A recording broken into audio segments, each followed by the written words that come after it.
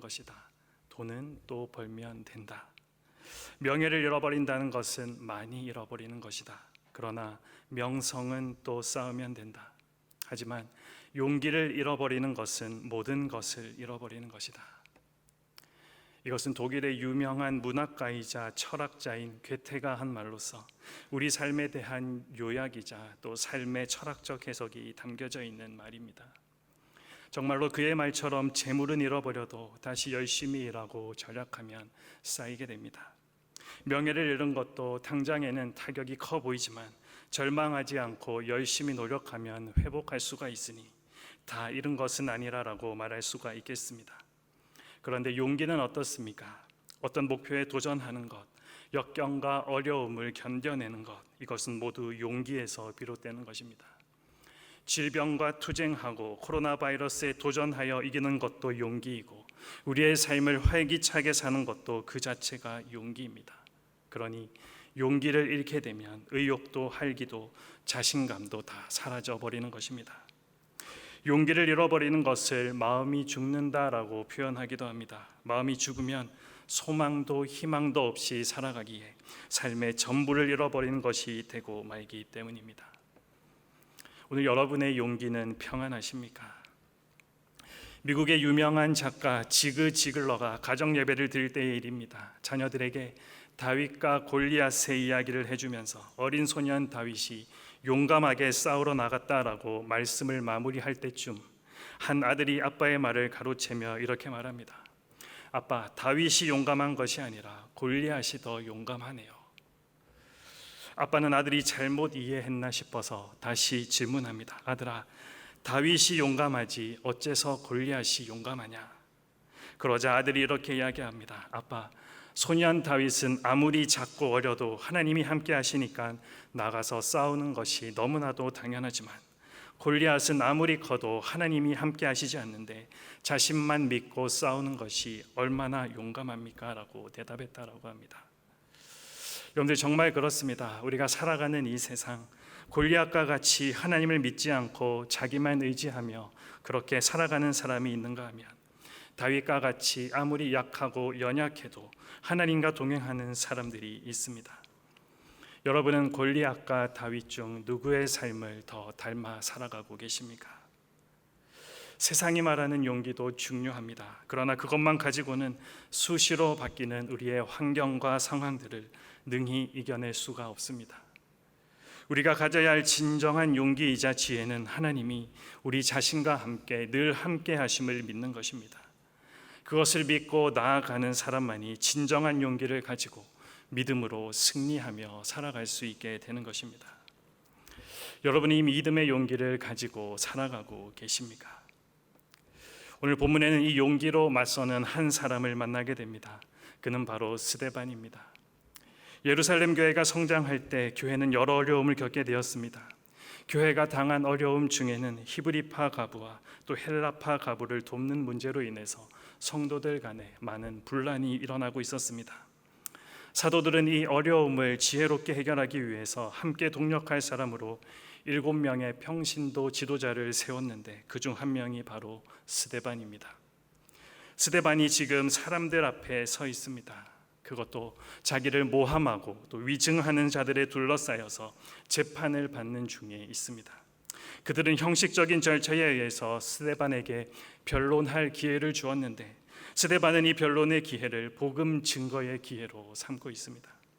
스데반은 구약의 모든 역사를 인용하면서 그들에게 아브라함과 모세와 모든 선지자들의 얘기를 들려주고 설교를 거의 마치는 즈음에 이렇게 결론을 내립니다. 오늘 본문 51절 말씀입니다. 목이 곧고 마음과 귀에 할례를 받지 못한 사람들아, 너희도 너희 조상과 같이 항상 성령을 거스르는도다. 구약에 나타난 모든 말씀들을 바로 그 말씀을 듣고 있던 유대인들에게 적용시켰다라는 사실입니다. 순간 스데반의 설교를 듣고 있었던 그 사람들은 굉장한 충격을 받게 됩니다. 그들의 영혼이 비수에 찔리는 것 같은 당혹감을 그들은 감추지 못했습니다. 그러나 놀랍게도 이러한 반응 앞에 그들이 보였던 모습은 성령의 찔림으로 회개가 일어났던 것이 아니라 반대로 분노와 미움으로 나타나기 시작했습니다. 그것을 우리는 54절에 나타난 그들이 이 말을 듣고 마음에 찔려 그를 향하여 이를 갈거느리라는 이 표현 속에서 충분히 짐작할 수가 있습니다.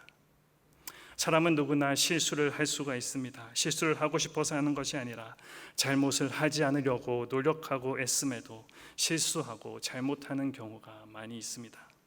그런데 이상하게도 다른 사람들에게 잘못을 지적받았을 때는 우리가 편하게 생각하지 않는다라는 사실입니다. 마틴 로이드 존스 목사님이 이렇게 말했습니다. 사람이란 어떤 존재냐? 자기가 잘못했을 때 스스로 깨달으면 눈물을 흘리고 은혜를 받는다. 그러나 남이 지적하면 화를 낸다.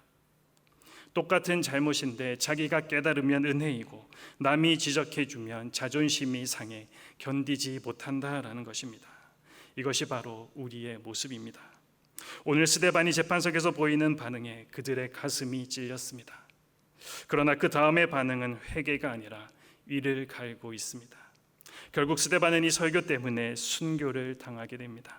그의 이름 멸류관이라는 의미처럼 교회 역사상 최초로 순교의 왕관을 그가 쓰게 되었습니다. 스데반의 순교 사건 우리들에게 많은 것을 생각하게 해줍니다. 그러나 오늘은 그가 보인 믿음에 관련하여 우리가 세 가지 모습을 기억했으면 좋겠습니다. 먼저 스데반은 성령 충만하여 하늘에 시선을 두었다라는 사실입니다. 오늘 본문 55절과 56절 말씀을 다시 한번 읽어보겠습니다. 스데반이 성령 충만하여 하늘을 우러러 주목하여 하나님의 영광과 및 예수께서 하나님 우편에 서신 것을 보고 말하되 보라 하늘이 열리고 인자가 하나님 우편에 서신 것을 보노라. 여러분 지금 자신을 놓고 재판을 진행하고 있는 그 상황 가운데 스데반의 모습은 너무나도 살기등등해 보입니다. 조금의 두려움도 그에게서 찾아볼 수가 없습니다. 아니 다른 사람들 같으면 자신을 재판하는 재판관들이 자신을 향해서 이상한 눈으로 분노하면 심리적으로 위축되거나 아니면 절망할 수밖에 없습니다. 분명히 자신에게 아주 무서운 판결을 내릴 것이 뻔한 것을 알고 있기 때문입니다. 스데반도 사내들인 공회원들, 당시 권력자들이라는 그들 앞에서 자기의 변론과 설교의 이를 갈고 있는 그 모습을 보았을 때 그도 두려워하지 않을 수가 없었을 것입니다. 그에게 좋은 판결이 내려질 것이라고 예상하지 못했을 것입니다. 그럼에도 스데반은 그 일을 가는 재판관들을 보지 않았습니다. 이 기가 막힌 상황, 미워하고 분노하고 정말로 일을 가는 현장에서 스데반은 자신을 의지하지 않았다라는 사실입니다. 대신 스데반이 의지하고 있는 것이 무엇입니까? 성령이 충만하여 하늘을 우러러 주목했다. 그리고 그는 하나님의 영광과 예수님께서 하나님 우편에 서신 것을 보고 있습니다. 주님께서 하나님 우편에 서서 자신을 환영하는 것을 보고 기쁨이 충만하였습니다. 그랬기에 그는 두려움이 아니라 감격과 흥분으로 지금 외치고 있는 것입니다. 스데반이 바라본 것은 자기를 반대하고 죽이고자 하는 자들이 아니라 하늘 하나님의 영광을 바라보았습니다. 저와 여러분도 위기를 당할 때 환경이나 문제만을 바라보면 위축되거나 절망할 수밖에 없습니다. 그러면 안 되는 줄 알면서도 불의와 타협하게 되고 또 사람을 더 의지하게 됩니다. 그러한 때 우리도 스데반처럼 먼저 그 눈을 하늘로 돌려야 하겠습니다. 예수 그리스도를 믿음의 눈으로 바라보고 그 능력을 의지할 수 있어야 하겠습니다. 우리의 유일한 도움은 바로 하나님께로부터 오기 때문입니다. 저마다 살기 힘들다라고 말하는 이때입니다. 삶의 위기를 맞을 때 너무 낙심하지 마시기 바랍니다. 눈을 하늘로 돌리고 그리스도 예수를 의지하십시오. 그리고 담대하게 행하고 성도의 본분에 충실하십시오. 주님께서 우리를 분명 선한 길로 인도해 주실 것입니다. 다음으로 스데반은 그리스도를 본받아 그리스도와 함께 믿음의 걸음을 걸었던 사람입니다. 스데반의 삶을 보면 마치 예수님의 삶을 보는 것과도 같습니다. 특히 돌에 맞아 죽는 그 순간 원수들을 향해 기도하는 스데반의 모습은 십자가상에서 보이신 예수님의 모습과 너무나도 많이 닮아 있습니다. 예수님은 십자가 위에서 아버지여 내 영혼을 아버지 손에 부탁하나이다. 아버지여 저희를 용서하여 주시옵소서. 자기의 하는 것을 알지 못함이니이다 라고 기도하셨습니다. 오늘 스데반도 죽어가면서 이렇게 기도합니다. 59절과 60절입니다. 스데반이 부르짖어 이르되 주 예수여 내 영혼을 받으시옵소서. 주여 이 죄를 그들에게 돌리지 마옵소서. 스데반은 예수님과 본성도 닮아 있고 증언과 고난과 승리까지도 너무나도 닮아 있습니다. 스데반은 그리스도와 모든 점에서 닮은 삶을 함께 나누었습니다. 스데반의 이런 기도는 예수님과의 연합에서 나올 수 있는 기도입니다. 사도행전 6장에 스데반은 은혜와 권능이 충만한 사람이라고 소개되어 있습니다. 이것은 스데반의 품성을 포괄적이고 최종적으로 표시하고 있는 모습입니다. 스데반은 그리스도와 함께 그의 길을 따라 걸어갔던 믿음의 사람이었다라는 사실입니다. 저와 여러분은 어떻습니까? 환난이나 시련을 당하면 더욱 하나님을 찾으십니까? 나를 해롭게 하고 나를 어렵게 하는 자들을 향해 축복의 기도를 하실 수 있으십니까? 우리 신앙의 진실 여부는 위기 때에 드러나는 법입니다. 오늘 저와 여러분의 삶 가운데도 스데반처럼 예수님을 닮아가는 모습이 있기를 소망합니다. 스데반처럼 위기를 당한다 할지라도 아름다운 신앙인의 모습을 보여줄 수 있기를 소망합니다. 마지막으로 스데반의 순교, 그의 삶은 하나님의 놀라운 승리의 역사임을 우리는 기억해야 합니다. 스데반의 순교로 인해서 초대교회 가운데 극심한 박해가 일어났습니다. 많은 사람들이 스데반의 뒤를 따랐습니다. 그리고 성도들은 핍박을 피하여서 곳곳으로 흩어지기 시작했습니다. 마치 이 모습은 오븐 안에 옥수수를 넣고 열을 가하면 팝콘이 되어 터지듯이 그와 같이 흩어지는 모습을 보여주었습니다. 인간적으로 보면 초대교회는 박해로 인해서 풍지박살나는 것처럼 보입니다. 그러나 이 속에는 하나님의 놀라운 섭리가 숨어 있었습니다. 스데반의 순교 사건은 초대교회가 큰 박해를 받는 신호탄이자 그 박해로 인해서 흩어진 성도들을 통해 복음이 예루살렘과 유대에서 벗어나 사마리아와 땅끝으로 뻗어나가게 되는 귀한 통로가 되었기 때문입니다.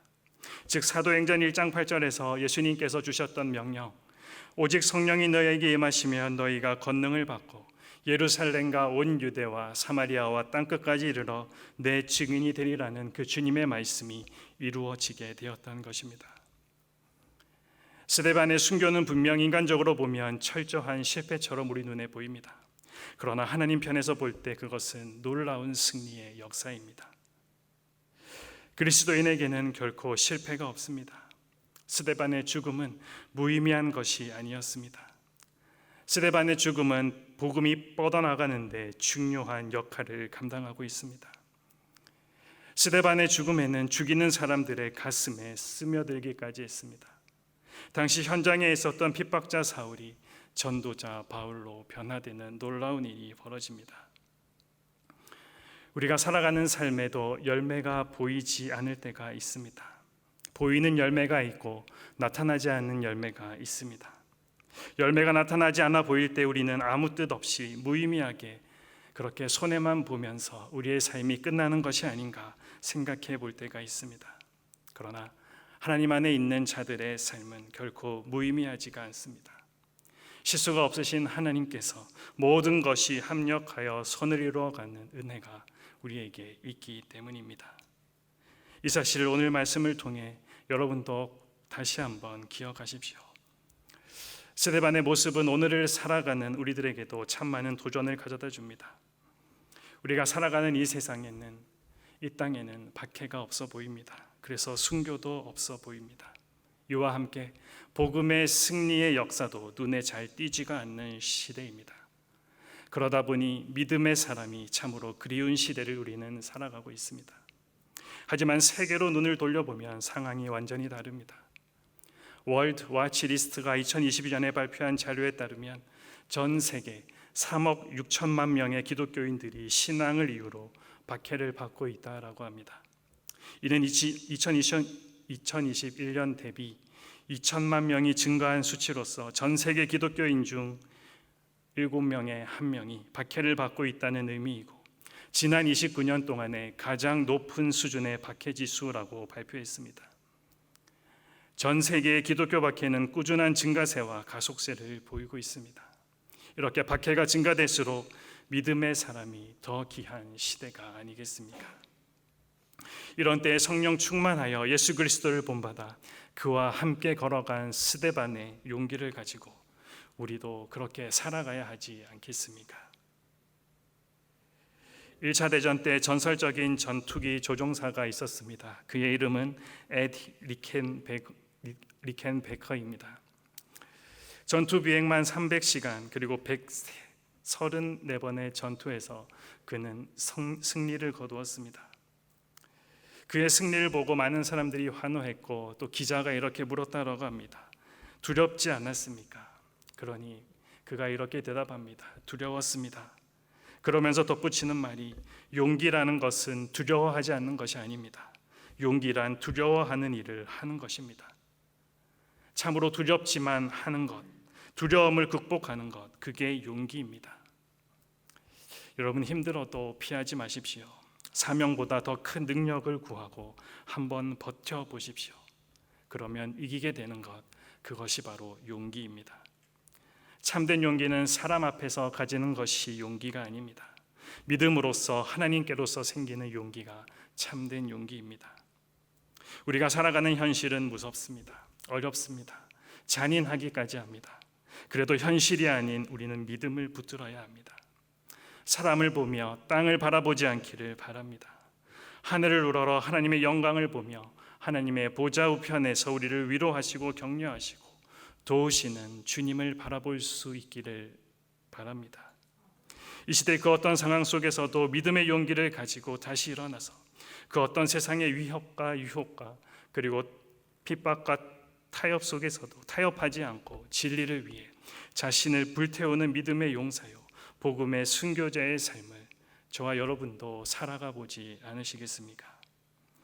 하나님께서 이루시는 이 놀라운 승리의 역사에 동참함으로 귀히 쓰임받는 복된 삶, 우리의 남은 삶이 그렇게 사라지게 되기를 소망합니다. 기도하겠습니다. 주님, 그 어느 때보다 참으로 말씀 따라 믿음 따라 사는 사람이 그리운 시대를 살아가고 있습니다. 우리의 삶이 주어진 현실 극복을 위해서만 사는 삶이 아니라 시선은 하늘에, 걸음은 주를